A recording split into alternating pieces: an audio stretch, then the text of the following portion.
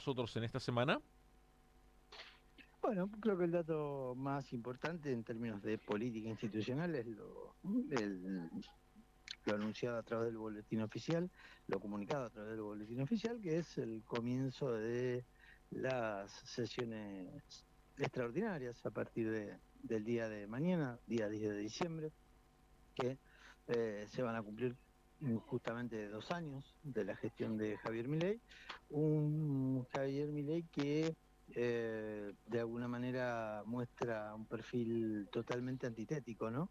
De lo que fue aquel 10 de diciembre de 2023, cuando asumió de espaldas al Congreso de la Nación, y la semana pasada pudimos verlo eufórico allí en los balcones de la Cámara de Diputados, en el recinto, celebrando la asunción de muchos de sus partidarios, de muchos de quienes lo siguen. Cuestiones que demostró que en definitiva que en realidad es la idea de una democracia la que imagina Milei, en tanto y en cuanto esa institucionalidad le favorezca y no represente necesariamente en todas las circunstancias. El temario parece ambicioso, elegido, son 6 o 7 temas. Un dato que me llama la atención es que, pese a lo anunciado en contra de la casta hace algunas semanas atrás, que se sesionaría durante todo el verano hasta finales del mes de febrero. Recordemos que el 1 de marzo empiezan las sesiones ordinarias. Um, bueno, parece que las vacaciones van a existir Ujú. puntualmente, porque las sesiones fueron convocadas extraordinarias hasta el 30 de diciembre, del 10 de diciembre al 30 de diciembre, lo cual marca que indudablemente hay como una especie de presión como para que este paquete de leyes salgan efectivamente antes de fin de mes. Uno imagina que no van a salir la totalidad y que tendrán que volver a extender ese periodo de sesiones extraordinarias del propio presidente al mes de febrero.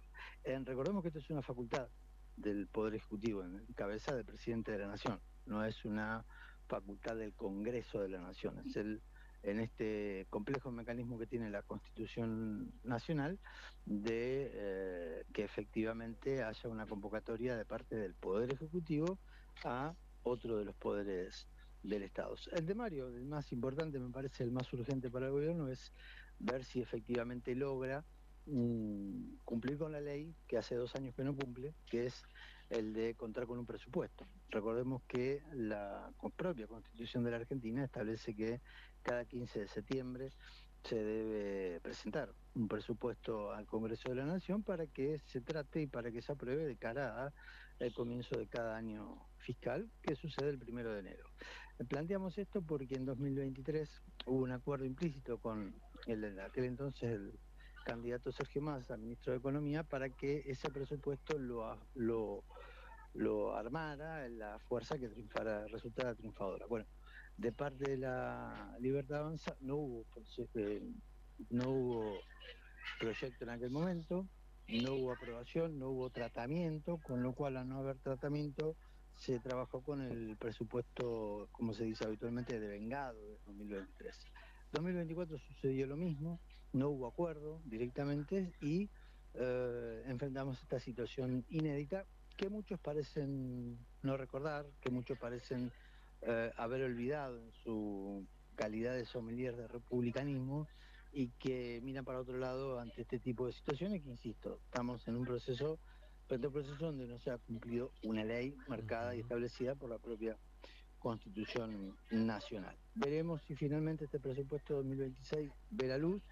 Todo parece indicar que hay alguna serie de acuerdos ya más o menos acomodados con los gobernadores, que se han transformado en un ariete importante de la política argentina, porque varios de ellos tienen bajo su conducción política a unos cuantos diputados y diputadas, y es ahí donde el gobierno ha tratado de poner la ficha durante estas semanas, desde el momento que asumió Diego Santilli como ministro del Interior, para que efectivamente se llegue puesto aprobado. Aparece también en escena la discusión de una reforma laboral que se ha jugado al misterio sistemático pero no sin ello se ha perdido la capacidad de parte del gobierno y sus medios afines a instalarlo el tema como una verdadera necesidad excluyente, y toda la discusión que se ha dado en muchos de estos medios versa más sobre los trascendidos que sobre lo que efectivamente se conoce del proyecto. Bueno, finalmente el proyecto en unos días más va a conocerse, y y veremos en qué medida afecta o no al común, a la mayoría o no de los trabajadores, en función de cómo se respeten o no los convenios colectivos de trabajo que imperan en la Argentina desde la década del 70, pero que han sido únicamente porque esa discusión está planteada, por eso hay en las paritarias, por eso hay mucho de, me parece, de construcción de sentido en esto de la reforma, antes que soluciones, si se quieren, de fondo. Y también aparece una reforma penal así de vuelta, también aparece ahí así una reforma a la ley de sociales, donde hay una disputa con los gobernadores, que es el funcional en los intereses de los gobernadores, porque recordemos que con la ley de glaciares lo que se dio fue una definición del concepto glaciar para ver qué zona es considerada o no y qué zona es limitada en su afectación. Recordemos los intereses mineros que existen sobre las regiones de la zona de lo que rodea la cordillera de los Andes, y hay una intención de parte de los gobernadores, muchos de estos gobernadores, de su propio concepto de glacial, y a partir de allí pueda hacer modificar a gusto de cada provincia la ley para que puedan desarrollarse algunas inversiones. Bueno, ese es un gran tema ahí, que está bastante oculto, pero que tiene como, insisto, como referencia el hecho de que el riesgo concreto de que cada gobernador termina siendo así, que en términos ambientales y de decisión política es un riesgo grande que puede suceder en la Argentina hasta a partir de esta reforma que pueda o no darse en este mes de diciembre. Miguel, te quiero llevar al fin de semana y nuevamente el gobierno que instala un relato, en este caso lo que tiene que ver con la presentación de los famosos aviones F-16, ¿no? Que hicieron su vuelo rasante en Buenos Aires, que salieron de Córdoba, bueno, todo el recorrido de ese parate en Brasil y demás. Un relato que, bueno, le vuelve a penetrar, el gobierno vuelve a tomar la escena, a pararse nuevamente en el reel, y el sábado fue prácticamente cadena nacional la llegada de los F-16 a la República Argentina. Sí, una decisión que viene siendo cuestionada en no pocos sectores que hacen análisis de geopolítica. Primero por la utilidad o no de los aviones, por el uso. Son aviones que tienen, creo que es cerca de 40 años Sí, sí. desde el momento que se fabricaron. De hecho, son los famosos F-16, y ya la producción de las empresas que hacen estos aviones va por el F-35. Con lo cual, es como cuando uno compra un iPhone, ¿no? Según cuál sea, cuáles son las ventajas, los van numerando, y marca la diferencia el solo número que uno vea que han comprado. Segundo, y creo que es lo más importante, es el hecho de a quién se lo ha comprado, y ha habido cuestionamientos desde el punto de vista de la decisión geoestratégica de comprarlos, a quién se han comprado y cómo eso condiciona, por ejemplo, las decisiones estratégicas que puedan tomarse sobre Malvinas.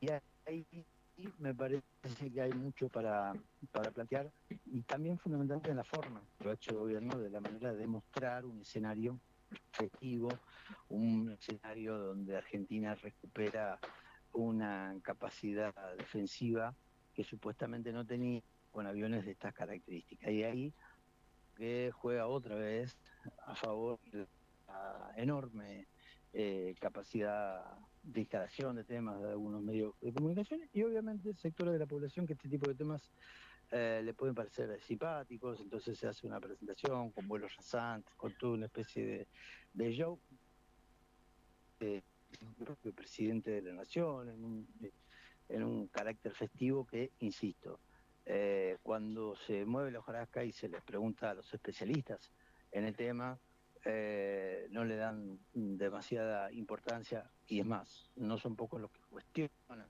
insisto, la decisión de la compra de este tipo de aviones, no la de la compra de aviones para la cuestión defensiva, sino de este tipo de aviones que vienen con algunos cuestionamientos en cuanto a su antigüedad. Queda como siempre, ¿no? Dar la pelea y ponerle el eje sobre esos cuestionamientos, porque en realidad, insisto con la idea, me parece que mucho de puesta en escena antes que lo que se dice que se está resolviendo con esta decisión. Muy bien. Miguel, no quiero despedirte. Clima de época también, lo conocíamos el día viernes a la tarde. La absolución nuevamente de policías, en este caso en la causa de María de los Ujú. Ángeles París, la bibliotecaria asesinada en la comisaría décima allá en el Sí, año 2017. Clima de época nuevamente. Hay que enmarcarlo en estas absoluciones que se siguen dando a policías en la provincia de Santa Fe. sí, con una justicia que termina siendo funcional algunas cuestiones, ¿no? Y la supuesta decisión de la justicia de que no se demostró que hubiera afectación de parte de los uniformados, sí que la señora París de una afectación previa, no del proceso que se vivió allí en su condición de detenida. Bueno, objetivamente uno no conoce la causa en detalle, no tiene más que comentar esto, pero sí, efectivamente no deja de ser llamativo este escenario de una situación donde las fuerzas de seguridad severamente sospechadas terminan siendo muchas veces indultadas por una justicia que algún día en la provincia de Santa Fe, eh, algunos personajes se pondrán los pantalones largos y denunciarán al manejo a que ha sido sometido la condición de adicta desde algunos lugares, como por ejemplo el Ministerio Público de la acusación, o sea, las fiscalías, que se han convertido en espacios de referencia del socialismo en su momento, de voces o presencias cercanas al propio Maximiliano Puyaro, y que no dejan de alguna manera de llamar la atención cuando uno, otra vez, mueve la hojarasca, va a lo estructural del asunto y se da cuenta con algunos nombres propios cómo se construyen o no, o se manejan o no, algunas cuestiones de la justicia santafesina. Miguel, muchísimas gracias por estos minutos. ¿Cómo, cómo? Muchísimas gracias por estos minutos. Será hasta ¿Hola? mañana. Miguel, Ah, te mando un abrazo, Julián. Hasta mañana. muy pero muy buenos días. Pasaba el análisis político de Fundamentar de la mano del licenciado Miguel Hernán Gómez. Es la hora 8.